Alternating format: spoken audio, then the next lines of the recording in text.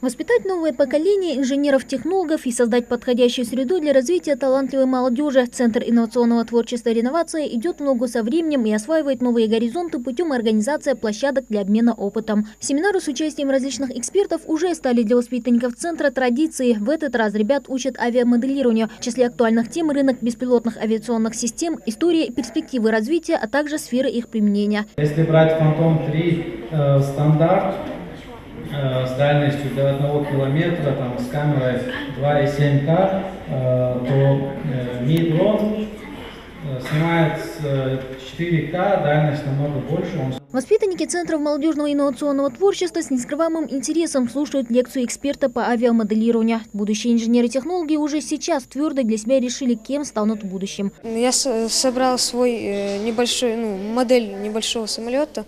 В будущем я собираюсь сделать его больше, чтобы он был масштабных размеров и можно было запускать. В качестве слушателей на семинаре присутствуют и гости из соседней республики. В их числе не только юные воспитанники центра, но и инженеры-технологи со внушительным стажем. Юрий Ширикук и его команда, к примеру, авторы новой программы по совершенствованию беспилотников. Проект получил финансирование и успешно реализуется уже второй год. Основная задача – это повысить безопасность полетов, чтобы при управлении полетом, если беспилотный летательный аппарат залетел за гору, и мы с ним потеряли реальную видимость или связь, чтобы он продолжил свой полет.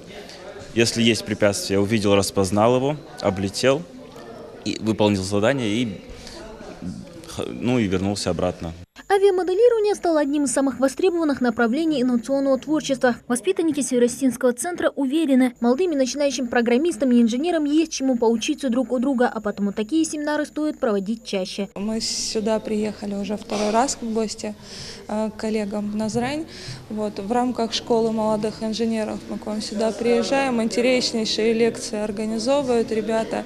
И мы приезжаем сюда не одни, не руководство, а ребята с Фаблаба приезжают сюда вместе. Мы начинаем дружить и надеемся, что это станет таким поводом для того, чтобы появились совместные проекты. Поэтому думаю, что через год нам уже будет чем похвастаться.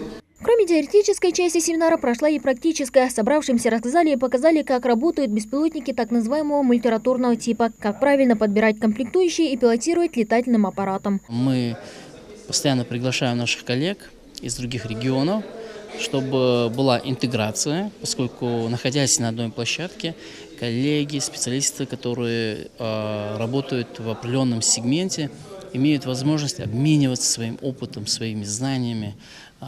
И таким образом эта кооперация помогает нам всем становиться более сильными в этой области, в области технических компетенций, и таким образом наращивать свой ресурсный потенциал. В рамках проекта «Школы молодых инженеров», который реализует Центр инновационного творчества и инноваций, и благотворительный фонд «Свое дело», планирует провести еще несколько семинаров. А осенью следующего года в Ингушетии пройдет масштабный фестиваль, в котором ребята смогут посоревноваться в авиамоделировании, робототехнике, 3D-моделировании и программировании. Мадина Пугоева, Сурхок Кусиев, Новости 24.